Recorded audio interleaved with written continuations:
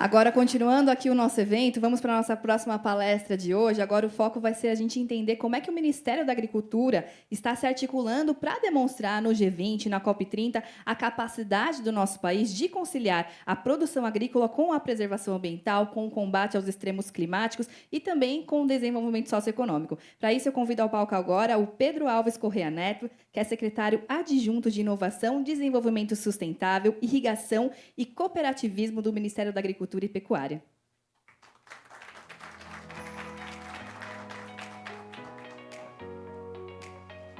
Tudo bem? Boa tarde a todos. Alegria estar aqui para conversar um pouco com vocês sobre esse tema tão importante, essa situação na qual o Brasil se encontra, os nossos setores econômicos. Então, aqui a gente está falando de olhar para o futuro, mas eu vou gastar uns minutinhos da minha fala olhando para trás, para a gente poder se posicionar e enxergar um pouco de qual contexto, qual cenário, qual conjuntura toda essa discussão climática está inserida e a importância desses dois momentos, G20 e COP30, que vão acontecer esse ano e ano que vem, respectivamente, aqui no Brasil. Por que eu quero dar um passinho para trás? Porque para a gente falar de eventos climáticos, de mudanças do clima, a gente precisa lembrar do começo desse negócio. A raça humana começou a transformar o planeta Terra quando ela descobriu que fazer fogo esquenta, que madeira faz casa, que a gente pode plantar e colher. Então, a intervenção do ser humano no planeta ela foi evoluindo ao longo do tempo e trouxe essas consequências que estão aí. Por que eu queria voltar nesse princípio? Para a gente entender que essa é uma relação de convivência do homem com os recursos que o planeta tem para oferecer. E quanto mais a gente for capaz de alcançar o equilíbrio nessa convivência, mais a gente vai ser capaz de chegar em termos plenos na tal sustentabilidade que a gente tanto fala. Então, trazer para o cenário agora da agropecuária, nos últimos 50 anos, aqui no nosso país, que tem uma vocação agrícola, tem uma vocação rural, desde o nosso processo de colonização, que começaram com o pau-brasil, depois a borracha, depois o ouro, não sei se foi exatamente essa sequência, mas depois o café, depois o leite, e agora, atualmente, essa potência agroambiental que o Brasil se tornou um dos maiores produtores de alimentos do mundo. Então, é óbvio que toda essa dinâmica econômica, e aqui eu estou me referindo ao setor agropecuário, porque aqui eu falo como secretário de Inovação lá do Ministério da Agricultura, mas toda a intervenção econômica que o nosso país fez e a nossa vocação agropecuária é a que traz cenários como esse que foram mostrados aqui antes, da diferença do perfil das emissões no mundo com o perfil das emissões no Brasil. Então, se eu tenho responsabilidade nesse contexto, qual é o nosso papel, qual que é o papel do governo? É, prioritariamente, criar um ambiente favorável para que essa boa relação, para que essa relação equilibrada entre a produção agropecuária e as questões ambientais possam acontecer com os padrões que o mundo requer da gente hoje. Os consumidores do planeta estão cada vez mais exigentes. Esse não é um privilégio da comunidade europeia, não é um privilégio do consumidor norte-americano, não é um privilégio do consumidor russo. É uma situação de todos. O brasileiro também é muito exigente. O mercado nacional também está muito ligado a essas questões. Então, criar esse ambiente favorável para que seja possível, a partir de metodologias, de mecanismos cada vez mais críveis, cada vez mais transparentes, que essa demonstração de compliance, entre aspas, ambiental, seja demonstrado, de certa maneira certificado e assegurado, é o trabalho que a gente tem procurado organizar de uns tempos para cá. O setor agropecuário, como é muito relevante na economia brasileira, ele não começou essa transformação na questão da boa convivência, da produção com a preservação, mais recentemente. A gente já está no segundo ciclo do Plano ABC, que é o Plano Setorial para a Agropecuária Brasileira para a Agricultura de Baixo Carbono, que teve o seu primeiro ciclo ali entre 2010 e 2020, com 6 tecnologias. Hoje já tem mais 2 ali inseridas, são 8 tecnologias que compõem esse panorama, mas ele cada vez está sendo mais agradável, mais mais suscetível a inovações, à entrada de novos processos, novos mecanismos. Cada tecnologia que a gente vê ali nesse conjunto de 8, ela acaba se transformando em outras tantas, sempre no sentido de ter sistemas produtivos mais resilientes e mais capazes de conviver ou de suportar os efeitos climáticos cada vez mais extremos, por um lado, e também, por outro lado, capazes de agredir cada vez menos ou capazes de ser menos intenso em uso de recursos naturais. A famosa agropecuária conservacionista. Esse é o conjunto. Essa transformação acontece de 5 décadas para cá e ela vem com a inclusão de um componente fundamental para que a melhora dos processos tecnológicos aconteçam, que é exatamente a ciência aplicada à agropecuária. Então, essa transformação tem indicadores muito potentes dela. O efeito poupa-terra, por exemplo, que é um gráfico interessantíssimo que mostra como que a produtividade agrícola cresceu em termos exponenciais, ao tempo que o uso da terra, de mais terra, vem se mantendo constante. Ou seja, o setor vem conseguindo produzir mais com menos terra. Isso diminui a pressão por desmatamento. Por outro lado, como é um setor econômico robusto, pujante, potente, ele vem também abrindo novas áreas. E o desafio é exatamente esse, é como que a gente acopla toda essa pujança econômica, toda essa capacidade de geração de riqueza, de renda, no encadeamento produtivo e também social, que gere a maior divisão, maior justiça econômica e tudo mais, nesse cenário cada vez de maior necessidade de transparência. Então, a gente chega no ano de 2024 com esse grande desafio. E aí, vamos olhar agora para os 2 grandes fóruns de discussão para o qual eu fui convidado para falar, que é o G20 e a COP. Como que a gente está encarando isso? Como 2 lugares de fala importantíssimos para que possa ser demonstrado para a comunidade internacional como um todo e também para o nosso povo qual o conjunto integrado de grandes políticas, de grandes iniciativas governamentais que estão sendo boladas, estão sendo gestadas e também já em execução, para que esse tal ambiente favorável que eu comecei falando possa ser visto, aproveitado, mas também registrado e certificado, né? Então, o G20 ele traz o momento de mostrar algumas políticas que começaram a ser boladas no ano passado, outras que já existiam e estão sendo retomadas, e a grande integração entre elas. Vou dar um exemplo.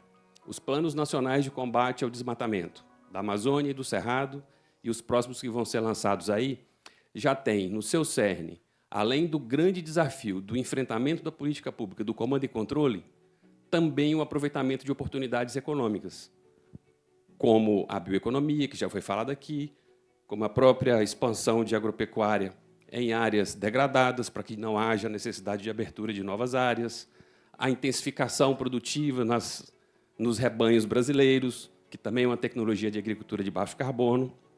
Então, esse olhar mais integrado de uma política pública de controle do desmatamento, mas que olha para as questões produtivas, é fundamental que aconteça. Outro conjunto integrado de políticas muito interessantes também são aqueles que visam a segurança alimentar e nutricional. Não adianta a gente falar de produção e a gente ter um país rico e com grandes participações em mercados internacionais e o nosso povo ainda com dificuldades básicas de alimentação. Então, o conjunto de políticas de segurança alimentar e nutricional estão também envolvidos e fazem parte hoje das discussões de mudança do clima. A história da injustiça climática, preciso diminuí-la. Essa inclusão ela precisa acontecer também nesse ponto. Outro conjunto de políticas importantes tem a ver com o Sistema Nacional do Meio Ambiente, onde a Política Nacional do Meio Ambiente está inserida, onde o Conselho Nacional do Meio Ambiente, que é um conselho amplo, multifacetado ou multiparticipativo, de decisão plural e bastante equilibrado entre governo, sociedade civil organizada, entidades representativas, ali discutem e procuram definir regras através de normas que promovem também esse equilíbrio, mas sempre, e por isso a importância das políticas serem integradas e participativas, ou transversais, como também já foi dito aqui, para que não se tenha um olhar muito para um lado ou muito para o outro, porque sustentabilidade é uma palavra conhecida, é um conceito, eu vou arriscar dizer, professora, clássico, né? Que a gente já conhece. São 3 componentes principais. Vale lembrar: o ambiental, que está em alta conta hoje, tem que estar mesmo, o social e o econômico também. Então, eu citei 3 exemplos de conjuntos de políticas, mas existem outros também, que procuram criar esse ambiente favorável. Essas etapas de construção de política pública ganharam uma retomada forte desde o ano passado. A primeira tranche desse esforço deve ser colocada agora no G20. Vale lembrar que o G20 não é só agro, ele tem um conjunto muito mais amplo de reuniões. A gente vem participando muito intensamente, claro, liderado como governo, a questão do G20 Agro, mas também este lugar de fala é muito importante que a gente saiba que ele também tem esse olhar mais transversal. Então, as reuniões estão acontecendo e, para setembro, o que se espera é ter a condição de colocar esse conjunto de políticas, claro, não só essas que eu falei aqui, mas todas aquelas que estão sendo desenvolvidas no âmbito do governo. E, quando eu falo governo, não estou falando, não é exclusividade do governo federal, não. Esse diálogo também acontece no âmbito do Pacto Federativo. Estados da Federação e municípios também muito envolvidos nessa discussão, até pela lógica do Conselho Nacional do Meio Ambiente, do Sistema de Segurança Alimentar e Nutricional, que eu já citei aqui, os planos de prevenção e controle de desmatamento, todos eles têm essa pegada transversal e respeitam também o Pacto Federativo. Então, o momento do G20 é um momento integrado de fazer anúncios importantes na questão da transparência, exemplos como o da rastreabilidade, a gente já vai poder fazer alguns anúncios nesse aspecto. E, para essa questão do acesso a mercados exigentes, tanto agora para o G20 quanto para a COP, no ano que vem, o que a gente espera é já ter consolidado um grande sistema nacional que seja capaz de trazer para a comunidade em geral, a comunidade do planeta Terra, vamos dizer assim, o compliance da produção agropecuária brasileira, né? Trata-se de um conjunto de bases de dados que são oficiais, aonde no nosso cotidiano a gente acessa. Todo ano você faz uma declaração do imposto de renda. Se você tem carro, você tem que pagar o seu imposto para você poder andar no seu carro e pegar o licenciamento dele. Se você tem uma casa, você tem que pegar lá o seu IPTU, pagar os seus impostos e tudo mais. E, num ambiente de governo digital, você consegue enxergar como é que você está, em termos de regularidade. Se a sua carteira nacional de habilitação está ok, se você tem multa, se não tem, o documento do seu carro também você enxerga ali. De forma muito prática, cada vez mais o nosso governo digital tem sido ampliado e os brasileiros estão se acostumando a usar. Então, a ideia é a gente transportar essa capacidade de demonstrar a sua regularidade também para a produção agropecuária brasileira, onde a gente vai ter, também no ambiente do governo digital, o nosso GovBR, a possibilidade do produtor rural, através de um cruzamento de informações entre bases oficiais, que ele já tem que estar ok para que ele esteja regular, desde, como disse o governador Helder, desde as questões de regularidade fundiária e ambiental, passando pelas questões de regularidade fiscal, as questões trabalhistas, as questões de embargo ou multa, as questões de rastreabilidade da produção, daquela produção do produto daquela propriedade. Isso vai trazer fé pública para aquela movimentação daquela mercadoria, seja de origem pecuária, seja de origem agrícola, vai trazer facilidade e, principalmente, vai universalizar o acesso dos produtores brasileiros aos mercados exigentes, à medida que eles estejam adequados e possam, ao ter a seu favor e não contra si, todo o marco regulatório que o Brasil já tem e que regula a produção agropecuária brasileira, que regula o acesso a mercados, que regula todos os padrões que um empreendedor rural, ou urbano também, mas aqui com foco no rural, tem que ter para que ele possa acessar mercados, para que ele possa, através da sua produção, gerar riqueza e gerar renda. Esse é um grande panorama. Esse instrumento eletrônico, no âmbito do governo digital brasileiro, no âmbito do GovBR, ele vem sendo chamado de Plataforma AgroBrasil mais sustentável.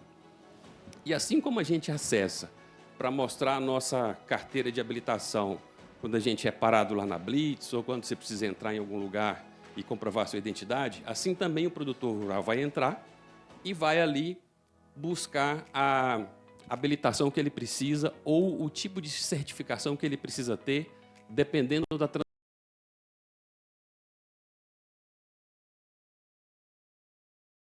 se for venda para o outro é a sua mercado. Essa é a que a gente chegue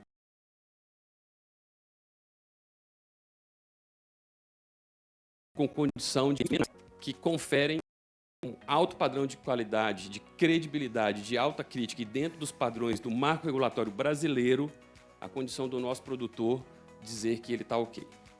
Essa é uma parte importante da discussão. A outra parte, eu estou vendo ali que o meu tempo está acabando, eu vou falar muito rapidinho, que tem a ver com como esse esforço nacional é representado nos grandes painéis internacionais. Porque essa discussão de sustentabilidade, ela acontece aqui no nosso dia a dia, ela acontece nas academias, ela acontece no âmbito dos sindicatos rurais, acontece lá no campo, mas ela também acontece num conjunto muito grande de especialistas que definem os parâmetros, que definem as metodologias que mostram o desempenho dos países.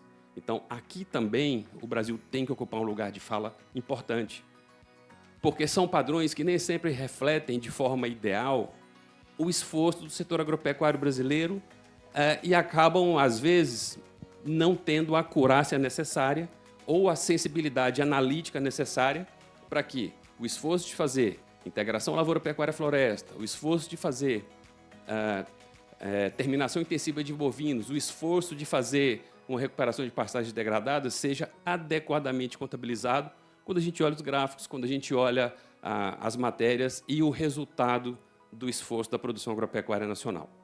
Não é uma discussão fácil, é um trabalho difícil de ser feito, mas é um trabalho integrado.